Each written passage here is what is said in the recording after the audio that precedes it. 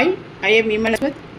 I am going to teach for 12th standard. The chapter is continuity and differentiability.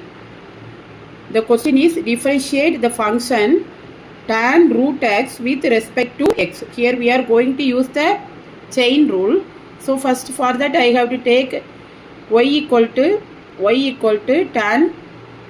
tan root x. Y equal to tan root x. Here I take this root x as u. So let's take u equal to root x. So what you get? Y equal to tan u. Differentiate with respect to x. What you get? Tan u.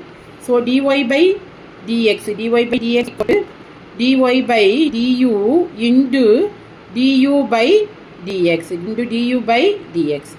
So dy by du is tan u, that is equal to secant square u, into du by dx is root x. So root x is, that is d by dx of x power 1 by 2. So that is equal to secant square u. See, in the place of u, you are having root x, secant square root x, x power 1 by 2. So 1 by 2, x power 1 by 2 minus 1, that is minus 1 by 2.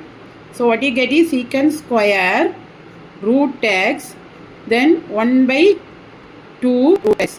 So what is the answer now?